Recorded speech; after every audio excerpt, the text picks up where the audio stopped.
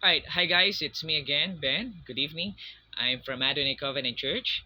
And ngayong gabi, pag-uusapan naman natin ang isa sa pinakamahalagang paksa, ang kahalagahan ng tunay na pagkakakilala kay Kristo sa Reformed Theology. Okay? So, bago tayo mag-umpisa, manalangin tayo. Ama naming Diyos na banal, na makapangyarihan sa lahat, na may-ari na aming mga buhay. May lalang ng langit at lupa. Salamat sa pagkakataong ito upang makilala ka namin at malaman namin ang iyong tunay na pagkatao at iyong mga plano sa amin. So, ikaw ang madakila, sa iyo ang papurit pagsamba sa pangalan ni Jesus, na aming Panginoon at tagapagligtas. Amen. Alright. So, meron tayong tatlong tanong. No? Unang tanong, bakit mahalaga makilala si Jesus ayon sa Biblia at hindi ayon sa sariling pananaw? Number 2, ano ang epekto ng tunay na pagkakilala kay Kristo sa ating buhay?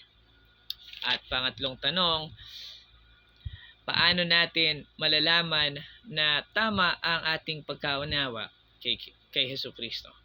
Alright, so magandang topic. Number 1, so ulitin natin, bakit mahalaga makilala si Jesus ayon sa Biblia at hindi ayon sa sariling pananaw? So sa Reformed Theology, mga kapatid, ang tamang pagkilala kay Kristo ay hindi batay sa opinyon ng tao, kundi sa kapahayagan ng Diyos sa Biblia. So sa John 17 verse 3, basahin natin. John 17 verse 3. John 17 verse 3. Okay, sabi dito. Okay.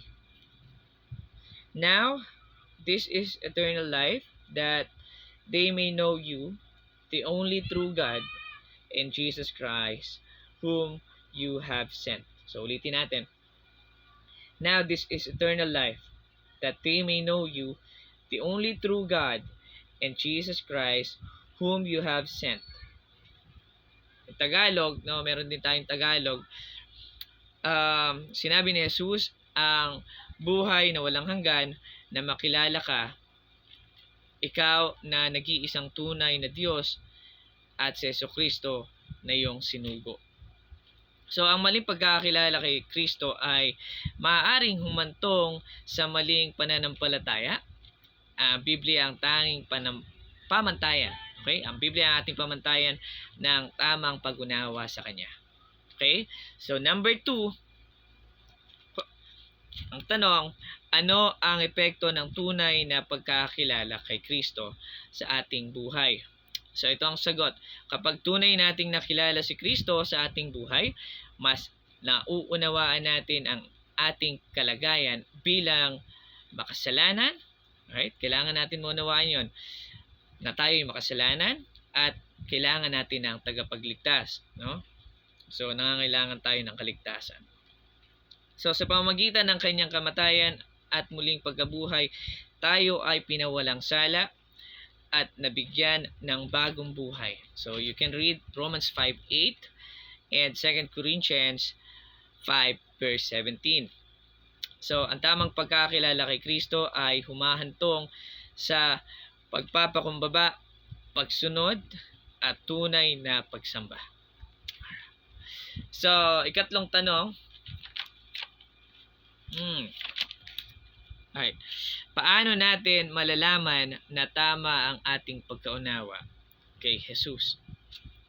So, ang sagot, ang tunay na pagkaunawa kay Kristo ay nakaayon sa buong katuruan ng Biblia, hindi sa filosofiya ng tao.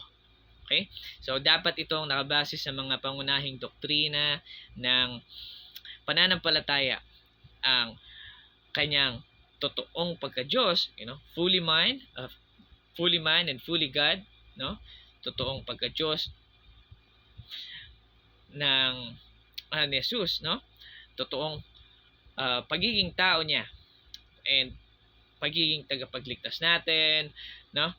So, ang tamang pagkakilala kay Kristo nagbubunga ng pagbabago ng puso.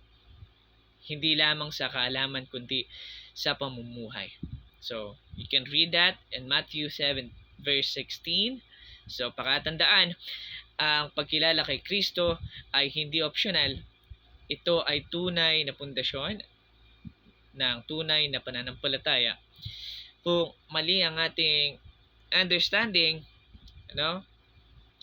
sa Kanya, mali rin ang ating relasyon sa Diyos. Kaya mahalaga na bumalik tayo sa Biblia at sikaping makilala siya ng lubusan. Yun lamang. Salamat!